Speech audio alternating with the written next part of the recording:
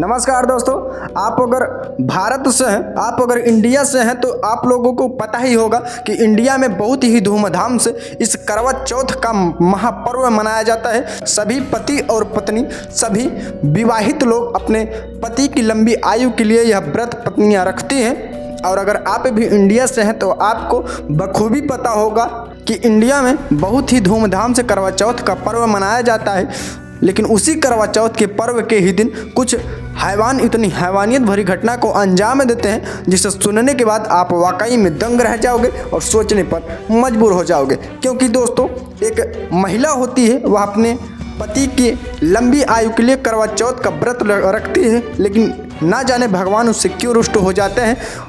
करवा चौथ वाली रात को ही उसके पति की तबीयत इतनी बिगड़ती है कि उसे पास के ही हॉस्पिटल में लेकर जाना पड़ता है। अब दोस्तों, जब वह महिला अपने पति को लेकर पास के ही हॉस्पिटल में हड़बड़ी में जाती है और वहां जाने के बाद डॉक्टरों को कुछ पैसे पे करने थे, तो वह महिला पैसे उतने लेकर नहीं गई थी, जिसके चलते वह अपनी स्कूटी को लेती है। स्कूटी लेकर के वह घर की ओर रवाना हो जाती है, लेकिन बीच में कुछ हैवान उसे घेर लेते हैं। उसे घेरने के बाद कुछ ऐसा करते हैं जिसे सुनने के बाद आपके भी पैरों तले जमीन खिसक जाएगी और आप भी सोचने पर मजबूर हो जाओगे। दोस्तों, बने रहिए कहानी के लास्ट तक। कहानी बहुत ही रोमांचक, बहुत ही भावनात्मक है, इसलिए वीडियो को बिना स्किप किए लास्ट तक जरूर देखिएगा, ताकि आप सभी को पता चल सके कि वह औरत के साथ इतनी हैवानियत भरी घटना को अंजाम यह लोग कैसे दे दिए, उसके बाद आखिर क्या हुआ। बने रहिए कहानी के लास्ट तक। लेकिन उससे पहले दोस्तों, अगर आप मेरी वीडियो देख रहे हैं तो आप कमेंट करके जरूर बताइएगा कि आप मेरी वीडियो कहां से देख रहे हैं, ताकि हमें भी पता चल सके कि मेरी यूट्यूब फैमिली इस अपने छोटे से भाई को, इस अपने छोटे से बेटे को वहां से सपोर्ट कर रही है, ताकि मेरा भी हौसला बढ़ता रहे। नमस्कार दोस्तों, मेरा नाम है आदेश कुमार और आप देख रहे हैं आदेश जी क्राइम टॉक्स। दोस्तों, दरअसल यह सच्ची कहानी उत्तर प्रदेश के प्रयागराज जिले में एक छोटा सा गाँव पड़ता है बलीपुर। बलीपुर में ही एक छोटा सा परिवार रहा करता था। उस परिवार के मुखिया का नाम रमेश गुप्ता होता है। उनकी पत्नी लक्ष्मी गुप्ता, और लक्ष्मी गुप्ता का एक बेटा होता है जिसका नाम सूर्या होता है। सूर्या की अभी हाल में ही एक बहुत ही सुंदर सुशील लड़की से शादी हुई थी जिसका नाम रुचि गुप्ता होता है। रुचि गुप्ता अपने पति के लिए हर साल की तरह इस साल भी करवा चौथ का व्रत रखी हुई थी, जिसके चलते दोस्तों वह दिन में ही हर एक सामान को लेकर आ चुके थे, जिसके चलते शाम को करवा चौथ का व्रत पूर्ण होता है। करवा चौथ का पूरा विधि विधान से पूजन किया जाता है, तो वह लोग भी वैसे करने वाले थे। और जैसे ही वह लोग सभी हर एक सामान को इकट्ठा कर लेते हैं, जब शाम का टाइम होता है, पूजन हवन मतलब पूजन का टाइम होता है, तो पूजन के टाइम में ही दोस्तों जो उनका पति होता है सूर्या, उसकी तबीयत थोड़ा बिगड़ना शुरू हो जाती है। उसके सर में थोड़ा सा दर्द होने लगता है, जिसके चलते जब सूर्या अपनी पत्नी को बताता है, जो रुचि गुप्ता होती है वह अपने पति के लिए एक दर्द की गोली ला कर दे देती है, जिसको खाने के बाद ना जाने क्या हुआ, उसकी तबीयत और ज़्यादा बिगड़ना शुरू हो गई और इतना ज़्यादा बिगड़ गई कि वह वहीं बैठे बैठे बेहोश हो जाता है।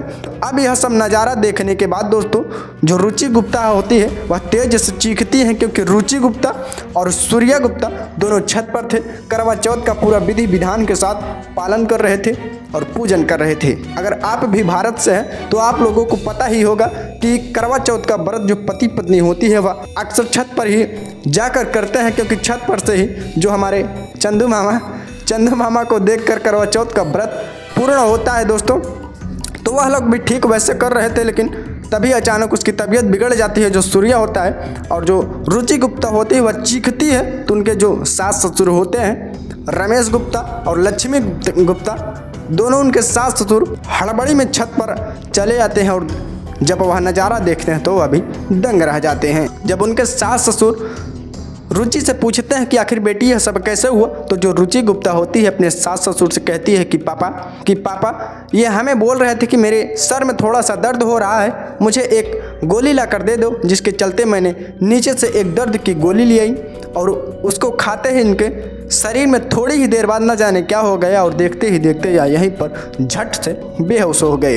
इतना सुनते ही दोस्तों जो रमेश गुप्ता होते हैं वह झट से अपने बेटे को उठाते हैं और एक 4 पहिया वाहन में बिठाते हैं, और बिठाने के बाद एक पास के ही हॉस्पिटल में पहुंच जाते हैं। और जो रुचि गुप्ता होती है वह घर पर ही रहती है, लेकिन दोस्तों उसे सब्र नहीं होता है, वह अपनी स्कूटी लेकर उसी हॉस्पिटल में पहुंच जाती है जहां पर सूर्या गुप्ता एडमिट होता है। अब दोस्तों सभी लोग आनंद फानन में हड़बड़ी में चले गए थे, लेकिन पैसे लेना भूल गए थे, जिसके कुछ ही देर बाद जब डॉक्टरों ने कुछ पैसे इनसे जमा करने के लिए बोले तो जो रमेश गुप्ता होते हैं वो अपनी बहू से कहते हैं कि बहू, मैंने पैसे अपने घर पर ही भूल चुका हूँ और तुम्हारी माताजी स्कूटी चलाना जानती भी नहीं हो। तुम अगर स्कूटी चलाना जानती है तो जा करके घर में से कुछ पैसे लेकर चली आओ। तो फिर जो रुचि गुप्ता होती है दोस्तों वह हड़बड़ी में स्कूटी उठाती है और स्कूटी उठाने के बाद सीधा अपने घर की ओर रवाना हो जाती है।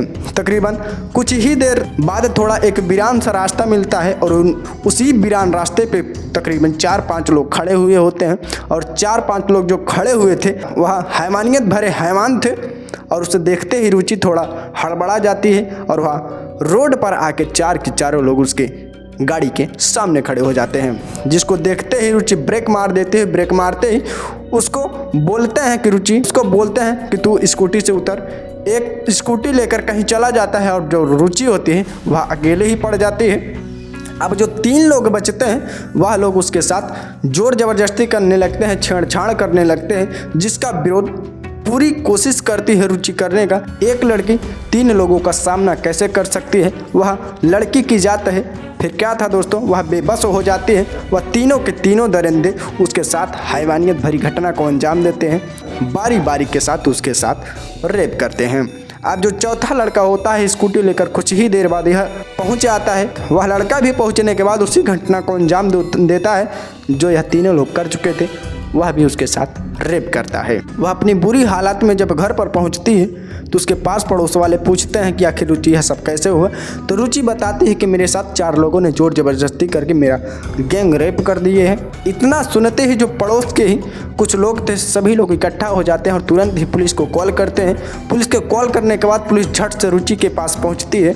फिर रुचि अपने पिताजी को भी कॉल करती है, मतलब अपने सास ससुर को भी कॉल करती है। उनके सास तो नहीं आ पाती है, वह अपने बेटे को लेकर वहीं हॉस्पिटल में एडमिट रहती है। जो रमेश गुप्ता होता है वह अपनी बहू के पास पहुंच आता है और आने के बाद वह भी पूरी घटना को जब जानता है तो वह भी सन्न रह जाता है। अब यह सब देखने के बाद जो रुचि होती है दोस्तों उसकी भी हालत बहुत ही गंभीर हो चुकी थी, उसको भी एक हॉस्पिटल में एडमिट कराना पड़ता है। कहते हैं दोस्तों खुशियाँ जब मिलती है तो छप्पर फाड़ के, और जब दुख भी मिलता है तो संभाल नहीं पाओगे। दोस्तों वही हाल इन रमेश गुप्ता के परिवार को भी हुआ था। अब दोस्तों जो रमेश गुप्ता था वह अपनी बहू का मेडिकल टेस्ट कराता है, सभी मेडिकल टेस्ट क्लियर हो जाते हैं दोस्तों। फिर जो पुलिस होती है वह उन आरोपियों को ढूंढने में लग जाती है।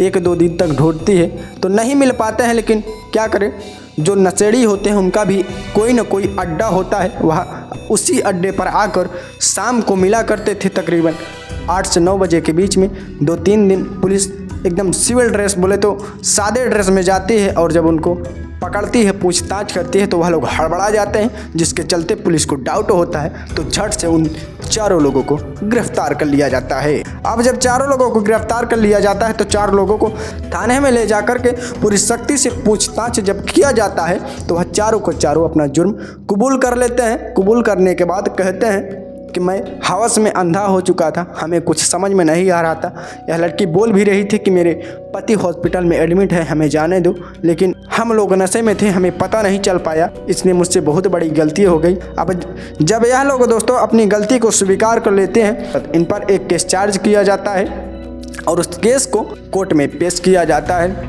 उस फाइल को देखते ही जज साहब भी एकदम दंग रह जाते हैं और वह भी सोचने पर मजबूर हो जाते हैं और कहते हैं कि तुम इतने बड़े दरिंदे हो कि करवा चौथ वाली रात को ही शंकर जी का पूजन करती है। करवा चौथ के दिन हर एक लड़की, हर एक महिला जो भी करवा चौथ का व्रत रखती है वह शंकर और पार्वती का पूजन करती है। तुम उसके साथ उसी वाली रात इतनी बड़ी हैवानी कैसे कर सकते हो। दोस्तों सभी को 5 साल की सज़ा हो जाती है। अब जो उनका परिवार होता है अब बहुत ही सुखमय तरीके से रह रहा है। तो दोस्तों यह थी आज की कहानी। मुसीबत किस तरफ से वह भी किसके ऊपर गिरेगी कोई नहीं जानता। इस कहानी को सुनाने का मेरा मकसद किसी के भावनाओं को ठेस पहुंचाना नहीं, किसी को डराना नहीं, बस आपको सचेत और जागरूक करना। ऐसी ही समाज में घट रही घटनाओं से अवगत कराना मेरा परम उद्देश्य है। अगर दोस्तों वीडियो पसंद आए हो तो वीडियो को लाइक करके चैनल को सब्सक्राइब कर लीजिएगा और बेल आइकन पर ऑल प्रेस कर दीजिएगा ताकि मेरी हर वीडियो का नोटिफिकेशन आप तक सबसे पहले पहुंचे।